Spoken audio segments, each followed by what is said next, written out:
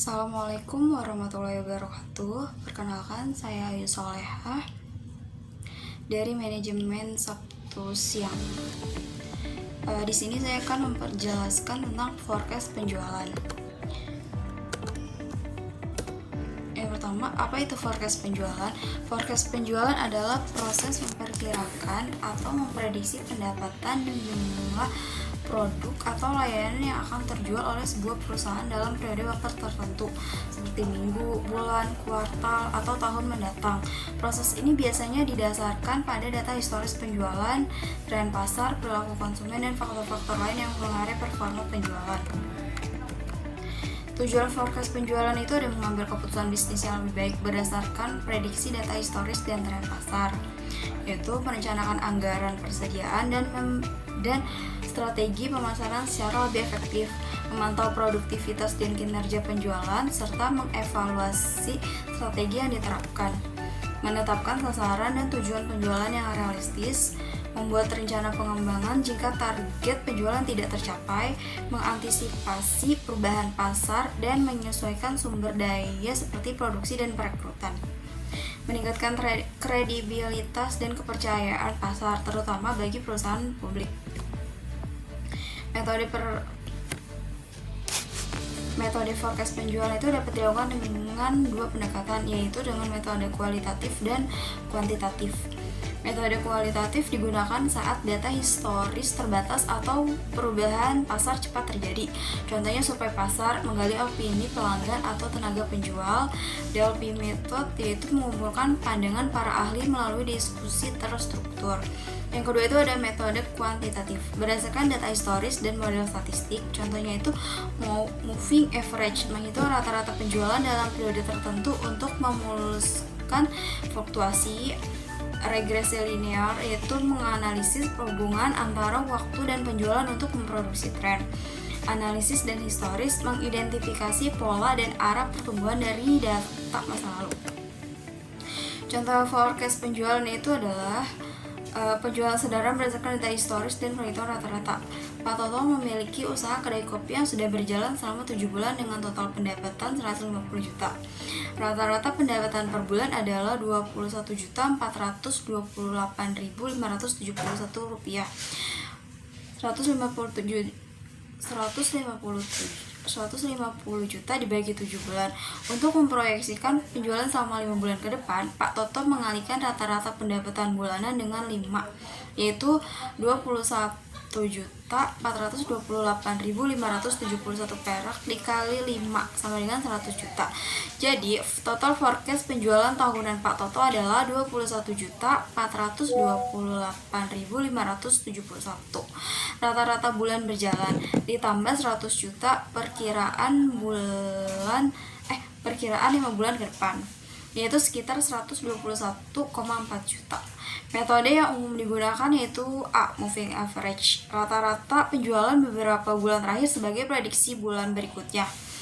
B. Opportunity stage forecasting, mengalihkan transaksi dengan probabilitas closing.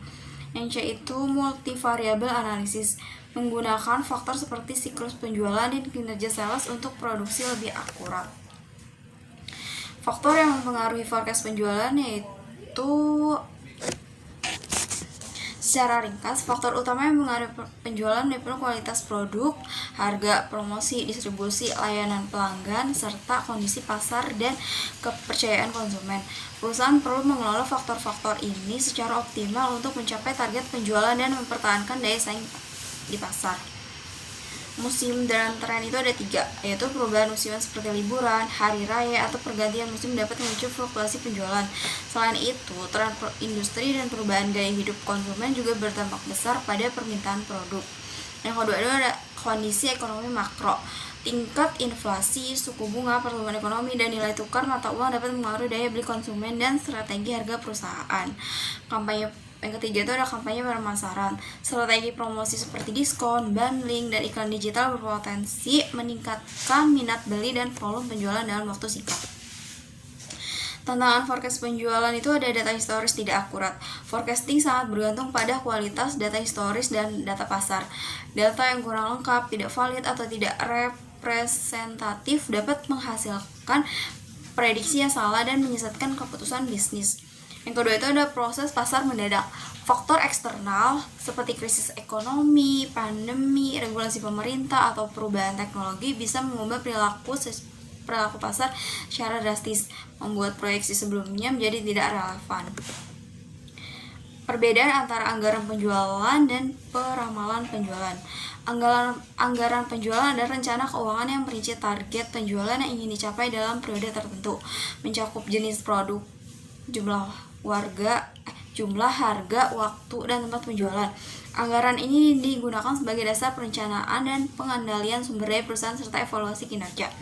Peramalan penjualan atau forecast penjualan adalah prediksi berdasarkan data historis dan kondisi pasar saat ini untuk memperkirakan jumlah penjualan yang kemungkinan terjadi. Peramalan ini bersifat lebih fleksibel dan digunakan untuk menyelesaikan strategi bisnis secara dinamis. Singkatnya, anggaran penjualan adalah target yang direncanakan secara terperinci sebagai panduan perusahaan, sedangkan peramalan penjualan adalah estimasi realistis yang membantu dalam pengambilan keputusan dan penyesuaian strategi. Tujuan utama forecast penjualan yaitu perencanaan produksi dan persediaan, agar perusahaan dapat memproduksi atau menyediakan barang sesuai permintaan pasar tanpa overstock atau kekurangan. Yang kedua itu adalah perencanaan keuangan, memungkinkan manajemen memperkirakan pendapatan dan mengelola arus kas, anggaran, serta investasi dengan lebih akurat. Yang ketiga itu ada penetapan target penjualan, membantu penjualan menetapkan target realistis dan strategis berdasarkan data historis dan tren pasar.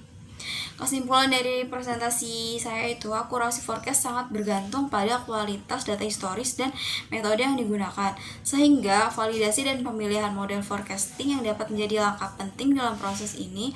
Forecast penjualan juga memberikan gambaran keuangan yang membantu dalam pengelolaan anggaran, pengendalian biaya, dan perencanaan keuangan jangka panjang. Dengan forecast penjualan, perusahaan dapat meningkatkan kredibilitas di mata investor dan pemangku kepentingan lainnya, karena menunjukkan perencanaan bisnis yang matang dan berbasis data. Terima kasih, sekian presentasi dari saya. Kurang lebihnya mohon maaf. Wassalamualaikum warahmatullahi wabarakatuh.